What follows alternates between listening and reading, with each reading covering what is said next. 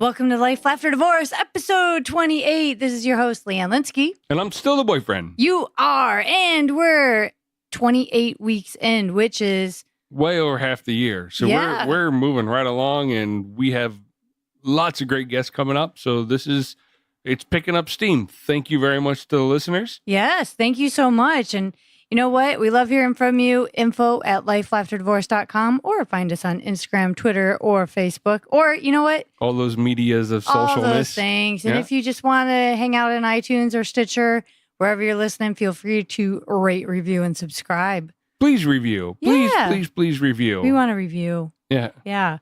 You know, we got a few reviews, but we would like a few more here, and just seeing if you guys like this or not. That's right. And we got more good stuff coming up in the next couple of weeks. I think we announced that last week. I've got a lot of work to do, but the boyfriend and I took the weekend off. We went on a road trip to Vegas. Woo! Yeah. Yeehaw. Giddy up. No, it's not really that much fun, ladies and gentlemen. No. Both of our parents live over there, so. What are the odds of that, right? Right. But we did have a nice night out, an exciting night out with my old friends.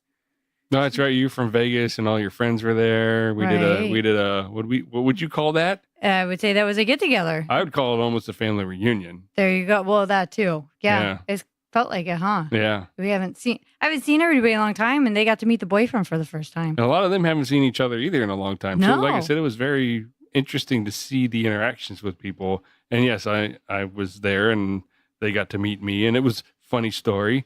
Of course, Leanne with the tiny bladder had to get up and go away for a little bit. And once she got up and left, it was like a swarm. They all came around, sat around me, and just like, all right, so what happened? How'd this happen? When did you meet her? What's going on here? Da, da, da, da, da, da. How long's it been? And they just. It's a good thing I wasn't gone very long. Yeah. Yeah. No, but it was good. They were very nice, and they're very concerned about you. So it was very touching. Yeah. Yep. It was nice. We had a great turnout, good times, late night for us. This was, the boyfriend and I. We're old, but that was a really good time. So thanks for everybody for coming out and hanging out with us. Very nice to meet everybody. Yeah. Thank you. Yeah. I was worried that he's gonna think all my friends were weird. Speaking of weird, but I do. Speaking of weird, hey, have you ever, besides me, been on? What's your weirdest date? What's my weirdest date? Yeah, have you ever gone out with a person once and had just a weird date? No, because typically I have outs. What are your outs? How do you get out of a weird date? Well, because I work a lot. I just I got to go take care of something for work, and I get out. I don't even do the whole phone call thing. How do you know someone's weird? After you just if there's no connection, I don't even let it get weird. I'm just like, this isn't gonna go. But you never connected with a weird person? No, I have. So my weird dates consist of after 3-6 months with somebody. It's not a weird date. It's like a weird occurrence with somebody. I've tried to break up with a girl after about 6 months, and I'll be nice to her for some things, but other things, she actually stalked me at the laundromat. What do you mean she stalked you? She just showed up at your laundry? She knew your laundry routine? No, she did not. She wasn't from she lived like a half hour away, so she had to stalk me and find me. And I think I was going out of town, so she knew that I had to do laundry within a few days before I left for a work trip. And she was at the laundromat waiting for me to talk to me because it was freaky, man. Weird. Really? Yeah. Did she know which one you went to regularly? Is that because it was close to my apartment. In Chicago, and I was there. Yeah. Oh, that's weird. Yeah, weird. Yeah. So I've had some kind of things. Was it that weird because just her showing up to the laundromat was weird? Or were you scared? Because we've tried to break up before then. Yeah, I was I wasn't scared because what's she going to do in a laundromat? Right, throw panties at you. Yeah, well, fine.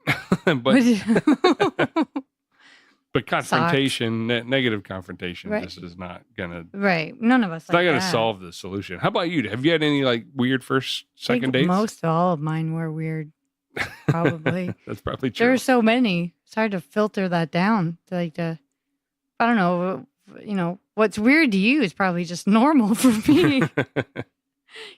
So what do you got? You got anything?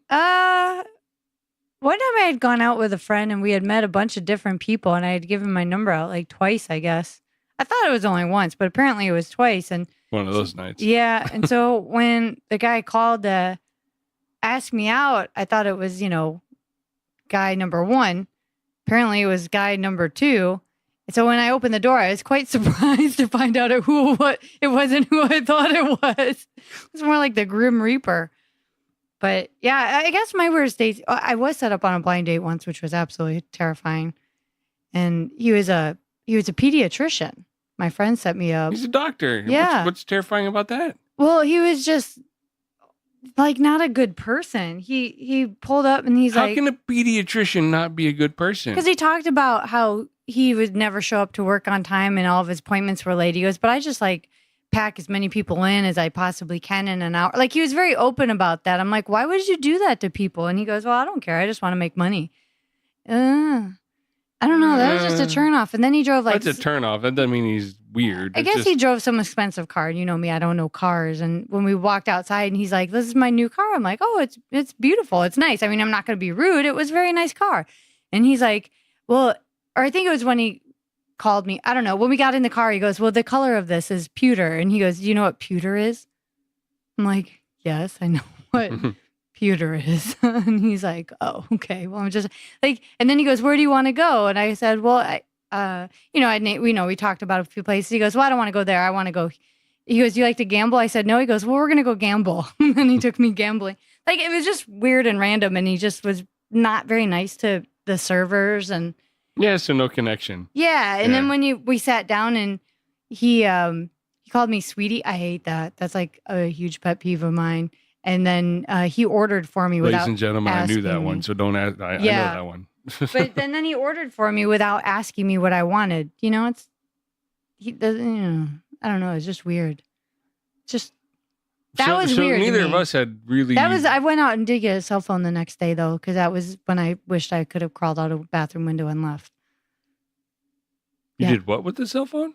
I got a cell phone the next day. I didn't have a cell phone back then. And then this is when I wished I had a cell phone, because if I had had a cell phone, I would have called and had someone come pick me up. Yeah. Yeah.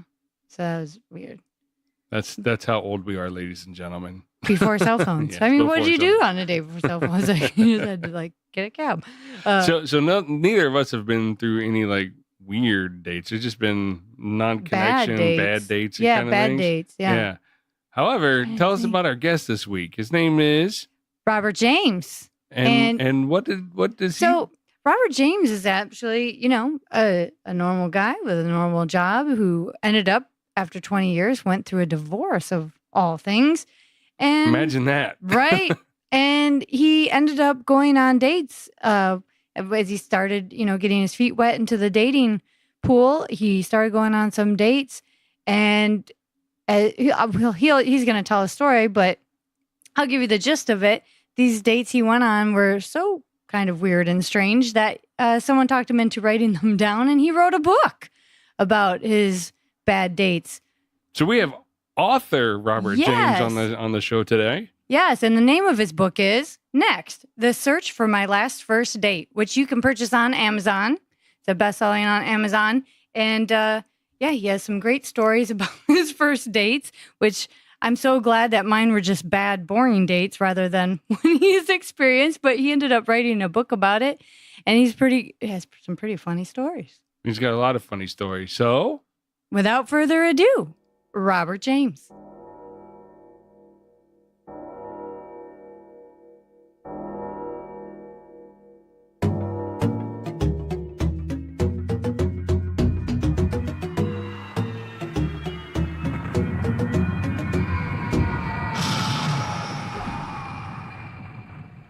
So, Robert, welcome to Lafter Divorce Podcast. Thanks, Leanne.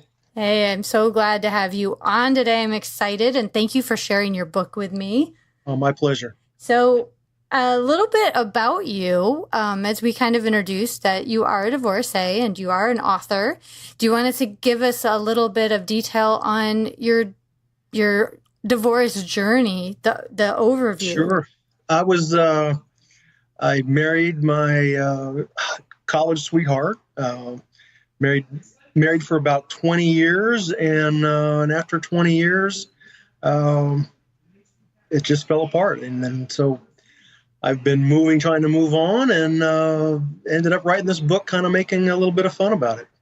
Yes. And you told me before the little story about how you came about writing this particular book. Would you mind sharing that with the listeners? I'd be happy to. It was, I never planned on writing a book. I had been divorced a little bit of time, and I had an assistant who was working with me and had worked with me for 12 years, and she looked out for me. She was happily married, 3 kids, all that kind of stuff, and over time, the working relationship, evolves, and she was kind of like my little sister in a lot of ways. But one morning, she walks into my office. She had access to all my calendars and everything, and she walks into my office, sits down on my desk, and she says, "I see you had a date last night. How was it?"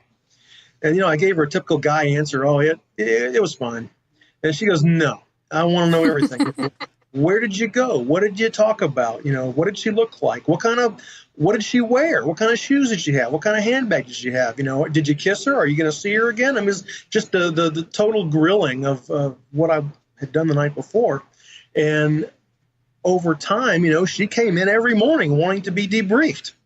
And I think partly because she was, trying to live through what I was going through, but also she was trying to protect me, I think. And anyway, every morning every time I had a date, there was a new story. And after a little while, some of the stories were kind of on the crazy side. And the more crazy women I dated, the more crazy stories I had. She said one day, "Hey, you need to start writing these things down."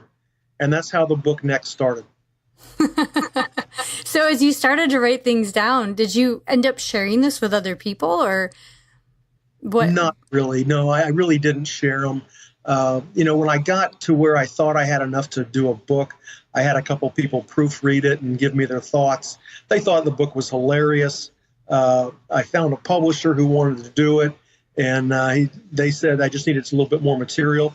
So I hate to say this, but I was going through Match.com and had a profile there, and I was seriously, legitimately trying to find the next love of my life.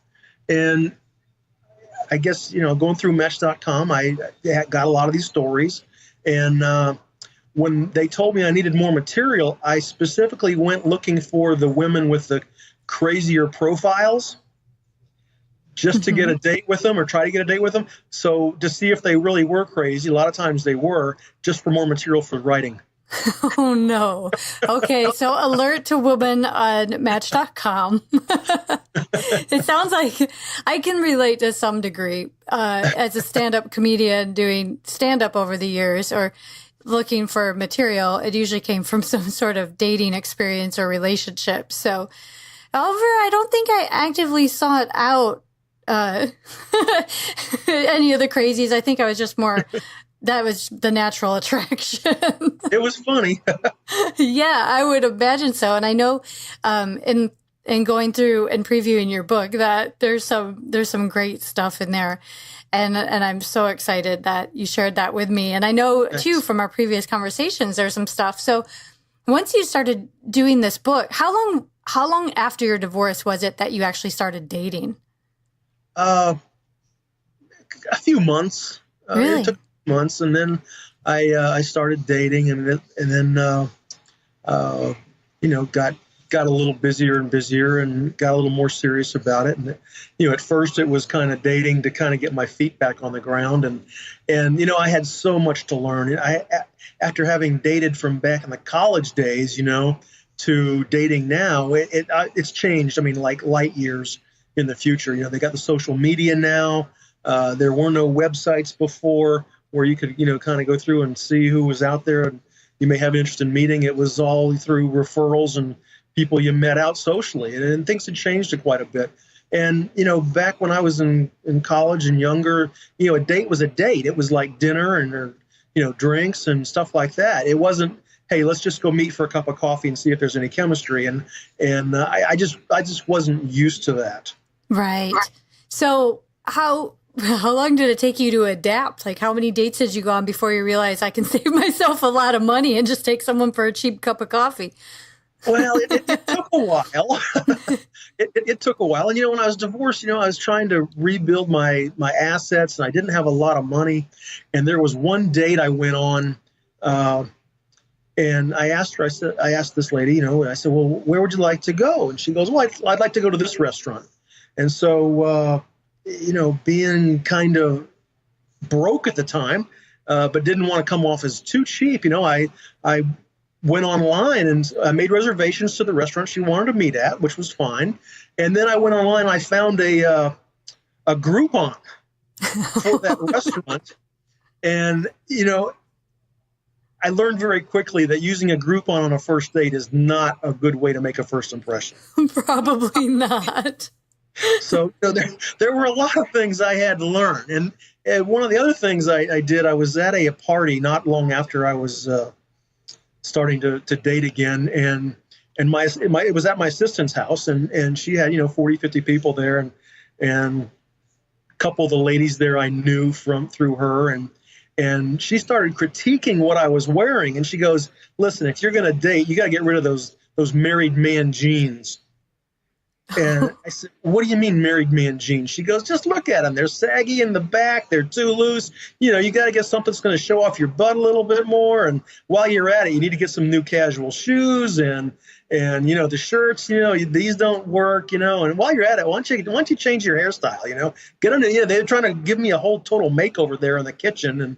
And anyway, so there's a very funny story in the book about how a couple of days later, I went to Bloomingdale's and started shopping for new casual clothes. And anyway, that was an experience. Did they hook you up with a personal stylist and the whole deal? No, I had a lady that was helping me, and I took a couple pair of jeans into the dressing room, and I guess I didn't know she was going to be standing outside the dressing room waiting for me. And she goes, "Hey, you coming out to show me how these things look, or what?" And so anyway, I'm kind of shy. I didn't, anyway, I go out there in the jeans, and she goes, "No, those don't work." And finally I came out with a pair. Yeah, those work. And anyway. Kind of embarrassing. So that's interesting because, we recently interviewed a matchmaker, a professional matchmaker, and she said that one of the things she does with her clients is talk about how they're dressed and if they're up to date and current with what people are wearing and how to dress appropriately for dates.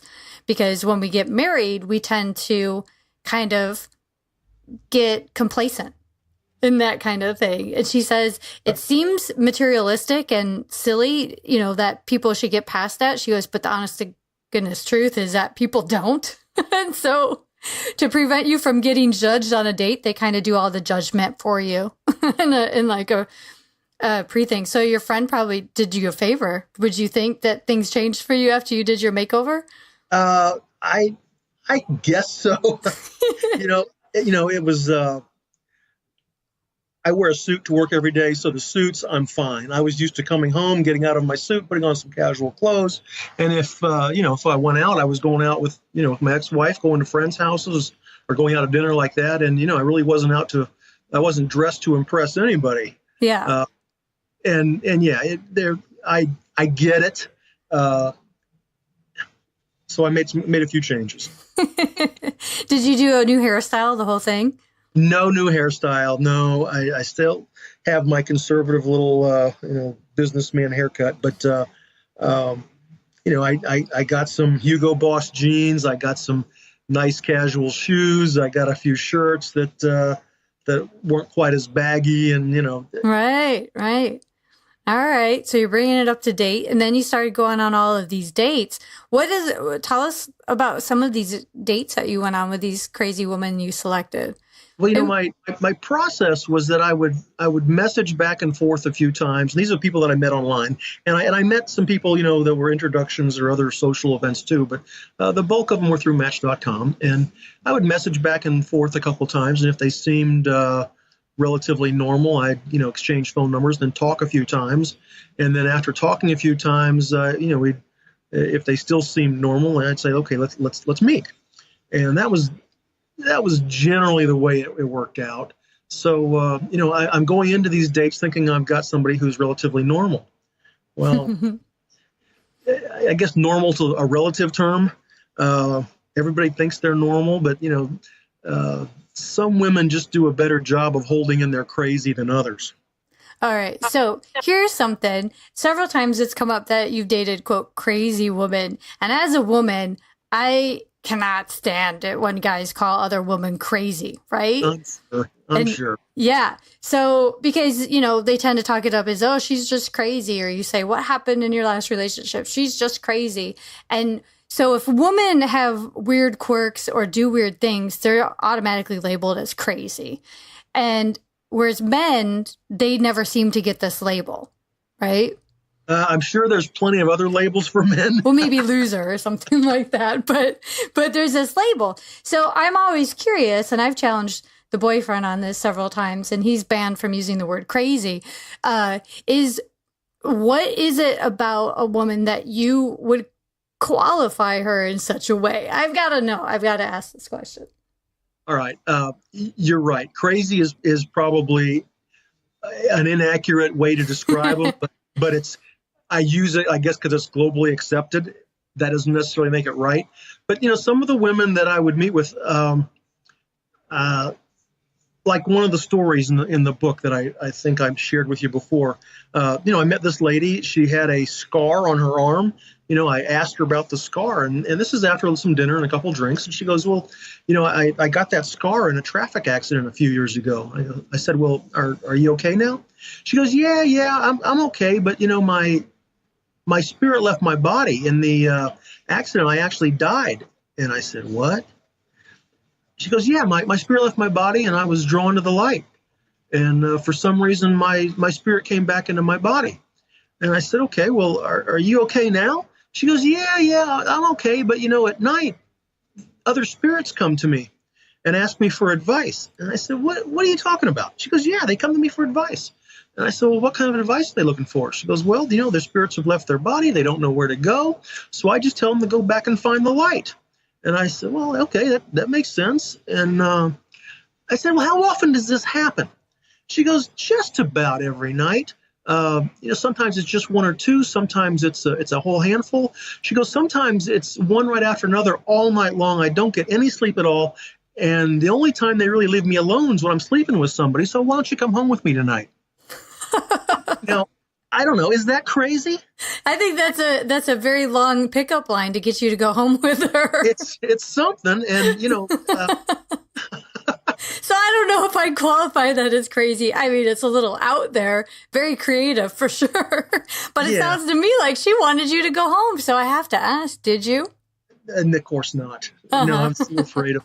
I was too afraid of one of those spirits of hers following me home if I did. But I guess crazy is used for people. If it's something out of the normal for you. Yes, right.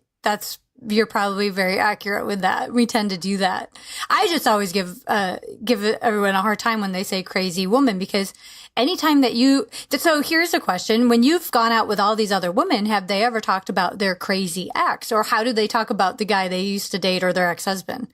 Oh, and I hate that. I mean, just what I want to do is go on a first date and listen to a woman talk about her ex for an hour. Yeah. And whether talking about, why the relationship didn't work out, or why he was such a creep, or sometimes a soul cleansing confession. I've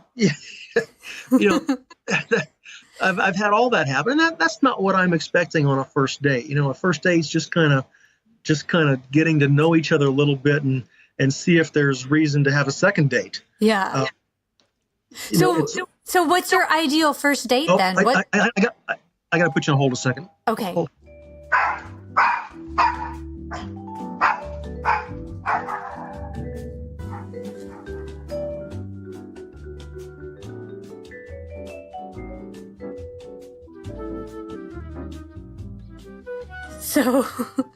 So can I say we were just interrupted by the police showing up at your door?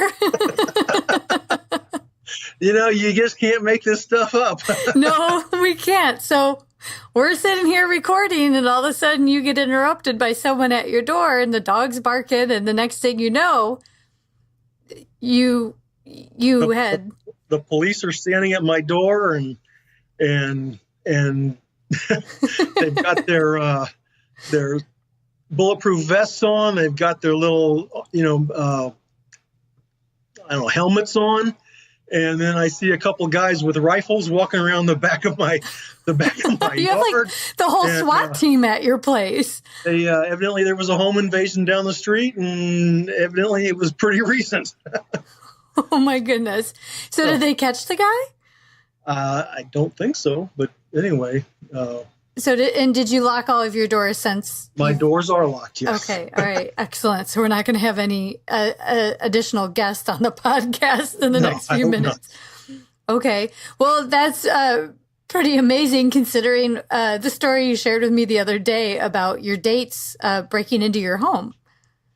Yeah, that was kind of crazy. You know, I live on I used to live on a house on a lake, and had jet skis and ski boats, and my kids would come and go when they didn't live far away, and they'd come after school and ride jet skis and bring friends, and it was just a good place to hang out. And so they would come and go, and the back door would oftentimes be left unlocked, and I'd get onto them all the time. But anyway, one day I'm at work, and I get a text from a woman that I went out with one time a couple weeks earlier. I had not talked to her since then, had no intention of calling her again, and I get a text from her with a picture of an ice cream carton on my dining room or on my kitchen table with the caption, "You're out of ice cream, and I folded your towels." Oh, wow. Now, wow. Does that qualify? I mean, does that fall in the crazy category? That's a little crazy. That's a little ballsy on the side of her to do that. Like, now, when you went out on a date, had you taken her back to your place? No, I never took her. I never took her to my house. So I never did anything. I never touched her. How did she know where you lived? Well, you know, the old phone books have the addresses in them. So if you go on whitepages.com, you can find it. You know, it's just like having a phone book, 20 years ago. So she looked you up on the internet. That's a little crazy. Okay, so here we go down the idea of what constitutes as crazy. That's just scary. I had another woman that I went out with one time. She didn't know where I lived. I had not talked to her in a week or so, and had no intention of calling her. And all of a sudden, I get home and I find little notes that she had evidently left all over my house. Whoa. That was kind of creepy. And the worst. So wait a minute. So the second woman, did she just come in like an open door again? Yeah. And she left a note in like my butter container in the refrigerator saying, "I can make breakfast for you." And on the couch, on the pillows, there was a note saying I could be snuggling up next to you here. And, just creepy stuff. Oh, that's really creepy. That's because she must have spent a lot of time in there. That's like hide my bunny kind of crazy. Yeah, that's a little nuts. Gotta be honest, that's a little nuts. That's way over the edge. that's something. Well, so this is a set. Wait a minute. This, just to clarify, these are two separate women that did this. Yes. One woman who ate the ice cream, and another woman who left Post-it notes everywhere. Right. And there's a third. There's a third one, and you talk about having guts. This was a woman I went out with twice. Hadn't talked to her in probably 3 or 4 days. I didn't know if I wanted to go out with her a third time or not. And I get home from work, and it's dark. I leave all the lights off, when I leave the house. And I get home, and there's a strange car out in the street. And there's lights on inside my living room. And they weren't like regular lights. I thought they were more like flashlights or something like that. And I was kind of freaked out about it. So I'm not a crazy guy, but, I carry a gun in my car. I travel a lot. And I go around the side door, and I go in very quietly. I've got my gun drawn. I'm going to, I've already called 911. Oh, my gosh. And, I'm not waiting. And so I go into my house, and I see the back of a blonde head on my sofa, and the lights that are on are candles she has lit around my mantle. And she's halfway through a bottle of wine and sitting there in a negligee saying, "Hi, I just thought I'd come over and surprise you." And that she did. And did the cop show up? the cop showed up, and yes, and they asked if I wanted to press charges, and I told them no, and I just told her to go away. What did she say? What was her? Was she freaked out that you called the cops, or what? Because there she is standing in a negligee, the cops standing right there, all checking her out, and she didn't cover herself up. She just stood there and did her thing. I don't know if she had anything to cover up with. I guess. How did she get to your house? Walk? I should have gotten her a robe or something, but I wasn't thinking. And she didn't even ask. And I guess that's kind of a bold way to make a next step in a relationship, kind of like remember the Jerry Seinfeld episode about when they were doing the naked man. Yeah. Maybe that's what the angle she was going for. That's really on the creepy side, that she would just show up. The cops show up. She doesn't cover herself. She's not even affected. Like, I'm picturing this in my head, that she's not even like, her feathers aren't ruffled over this whole thing. Well, I think she's probably a little embarrassed about the whole thing and a little nervous, and remember, she's basically drank most of a great bottle of wine too. So her senses are probably numb to some degree. And was it her bottle of wine, or did she take yours? No, I have a collection. I had a cooler in my kitchen that holds probably about 100 bottles, and she pulled out about $150 bottle and was more than halfway through it. And just helped herself. She took off her clothes. Yeah. So did she promptly leave when the cops arrived, or did she stick around? What happened? The cops were asking if I wanted to press charges. I told them no. I said, just let her go away. And so they let her go. That was it. So did you hear from her since? No. Did you meet her online, or is she still online? Did she update her profile or her records? That one I did not meet online. Was that a hookup? I have all these questions now. No, it was somebody I had met at a friend's house. Wow. And what did your friends say when they heard about this? After you go back and tell them that story, they say, well, we've heard things about her. But they weren't too worried about it when they set you up. No, they weren't going to tell me anything about it. They weren't going to give me any kind of heads up or any kind of warning. It's nothing like that. So wow. So that's something. So 3 different occasions, women have taken it upon themselves to let themselves into your home and go through your things. Yes. Like, once is a feeling of violation enough, but 3 times. So, yeah. And so since the 3rd time, what have you done to increase your security in your place? First of all, I moved. Okay, thank goodness. I got rid of the lake house. I moved and have much better. I actually got a security system and actually have locks that actually work, and the kids can't worry about accidentally leaving them undone, stuff like that. Yeah. So. Yeah, that's scary. And, thank goodness your kids hadn't been at home. What would they have done if, like, some woman in a negligee? I mean, how old are your kids? They're back then they were high school and college age. Oh, so they may have thought that was interesting. Are they boys or girls, or it doesn't matter really? I have an older son and then 2 daughters behind him. Oh my goodness. So after that happened, were you finished with your book at this point, or were you still doing research? I was still doing research. I've kept dating. I did take a little break from it. I was doing about 1 to 2 dates a week. Mm-hmm. And, I met a whole lot of nice people too. I mean, there were a lot of nice women. They just were very boring to write about. Ah, so did you end up dating them again, the boring women? Or some of them, yeah. I don't mean boring as in put me to sleep boring. I mean they were more normal to me, and they may or may not have had anything that interested me. Maybe there just wasn't a connection. But, one of the underlying themes of my book is that it's very hard to get timing and chemistry right at the same time. You can have great chemistry with somebody, but if the timing isn't right with you or the other person, it's not going to work out. Right. And the worst thing to do in any relationship is trying to force it. And so many people do. They just try to force a relationship. And sometimes, the the timing may be right, but you can't find anybody that you have the right chemistry with. So, you got to give it time. You can't force it. And, one of the things I've noticed a lot of times too is, in the forcing area, there's a lot of women that I met that were very, very recently broken up or very, very recently divorced or separated that hadn't healed yet. And they're already out trying to replace their last Superman with their new Superman. Mm.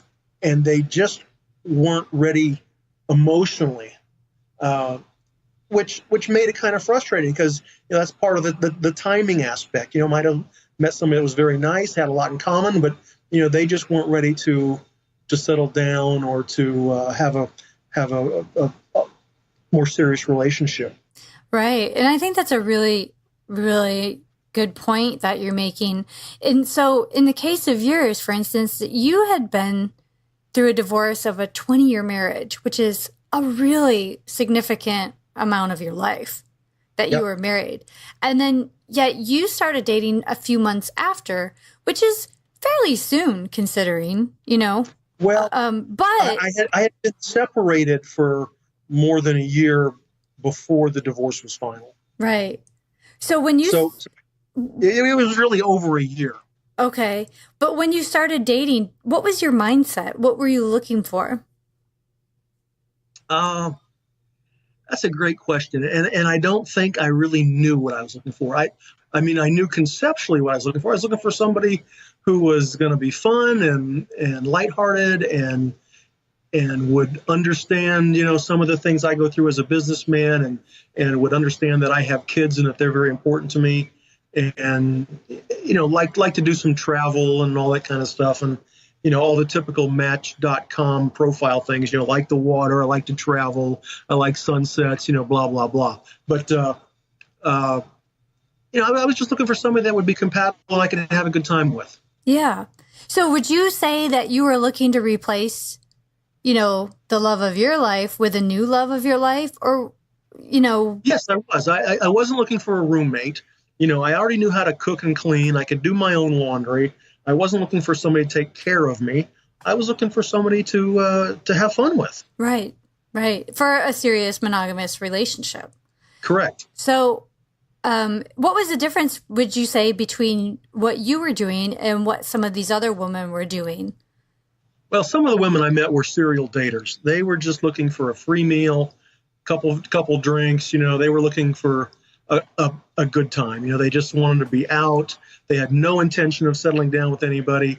And sometimes that was pretty apparent in the first few minutes of talking with them. How did they get that point across?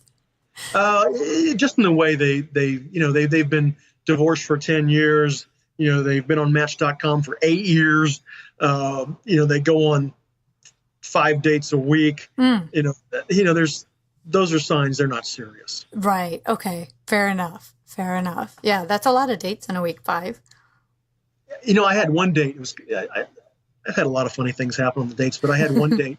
Halfway through the date, she goes, "Hey, would you mind if I order another entree to take home to my roommate?" What? Yeah. Really? Yeah. And what was your response? I said no. Where were you at? What kind of meal was it? Was it a steak and lobster? Or was it? No, it was a. I wouldn't say steak and lobster, but it was a nice restaurant. Yeah, that's pretty nervy for someone to ask if they can take it home. If she would have asked, "Hey, can I get a dessert to take home?" Okay, no problem.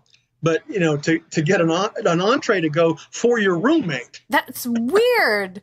Yeah. That I can't even imagine. So, wow, that's something else. So were you on any other online services, or was it all Match.com? It was all Match.com. Interesting. And so you put all of these dates together and you compiled it into a book. And when you published your book, what happened? I was offered a deal by a publishing company, and, being a first-time author, all that kind of stuff, they really weren't going to do anything for me. Mm-hmm. And so I decided to self-publish. And I said, I thought if I'm going to do all the work, I might as well get paid for it. So I decided to self-publish. And I started to market, and I have a full-time job too. So I was kind of doing stuff on the side, and then I didn't have any idea what I was doing. And my son told me to open up a Twitter account. So that's what I did. And, I started making posts from excerpts from the book or excerpts from a follow-up book I'm working on to next, or just things that have happened on dating and stuff like that. And my Twitter followers started to grow. Mm. And within about 3 or 4 days, I was up to 400 people. And I called my son. He was about 20, 21 at the time. And I said, listen, I've got 400 followers. He goes, that's great. 2 weeks later, I hit 4,000. Holy cow. Yeah. And now I'm over 35,000. And it's just, to me, it's just crazy. The support I've gotten, the feedback, the followers, the tweets, the retweets, the emails, people are laughing at my book and they're laughing at me and the people I've dated. One of the funny things about the book is when you read the book, mm-hmm. you will recognize many of the dates as your friends. Right. I'm sure I will. Because the personalities, they may not be the exact person, but you'll recognize the personality. Like, this is going to remind me of your friend, whoever, and right. and you're going to laugh, and people have laughed, and I'm really glad about that. I never intended to write a book. I never intended for it to be as successful as it is. So pretty much all of the profits that I've earned, or most of the profits, I've given to a charity called Kids Beating Cancer, and they support kids in pediatric cancer transplant centers. So I've tried to give back.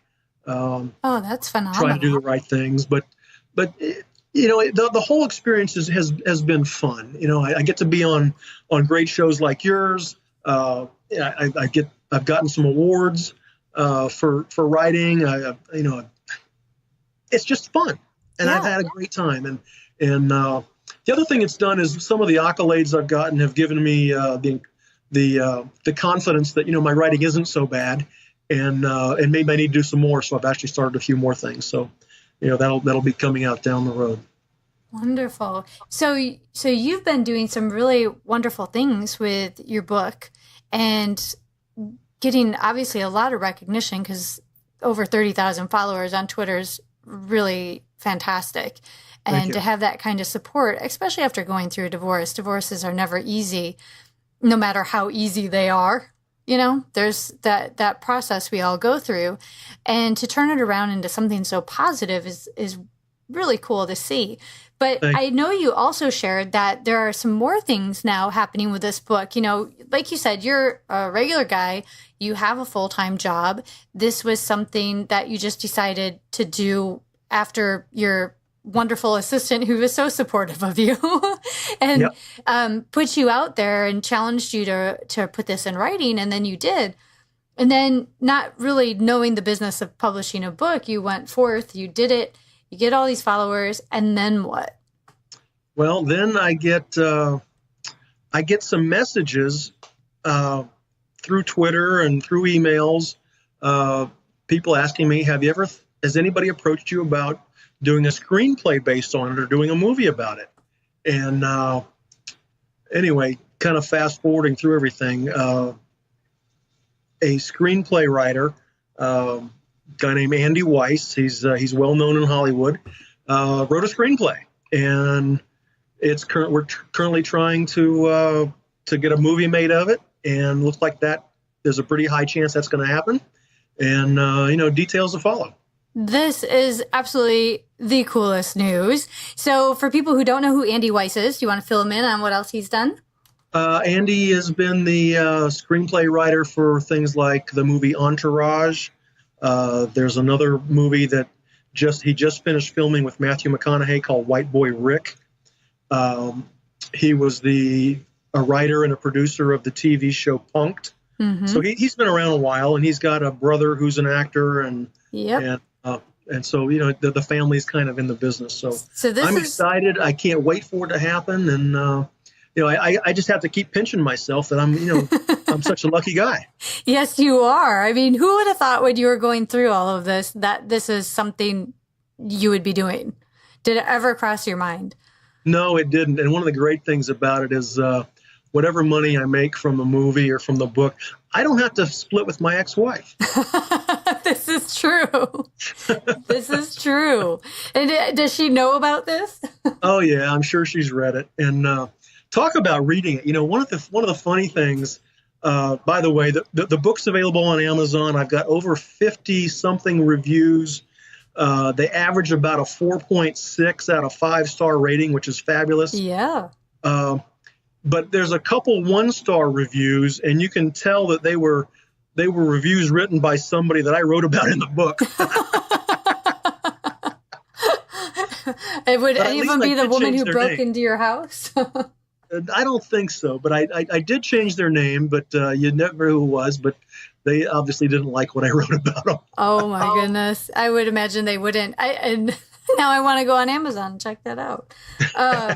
No, that is really something. And congratulations on all your success with this book. I think it's phenomenal. And so excited to hear what transpires with this upcoming movie or screenplay of the movie and where this goes. So I hope that you keep in touch, and we will be happy to share with our listeners when this all comes out into the world and we can go see it for ourselves. And in the meantime, I highly recommend seeing the book. I do have it, and I have started to read it, and I look forward to finish it on a weekend trip this weekend.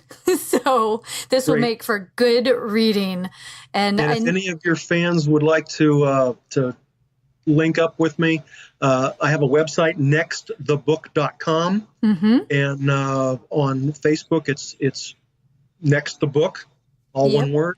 And then on Twitter, it's at Next the Book. Perfect. And we're going to, in case anybody missed that and you're driving, you can't write it down, I will have all of that in the show notes so that you'll be able to link directly to it and stay in contact with Robert for all this great stuff happening. I'm excited. I love it when good things happen out of something so challenging.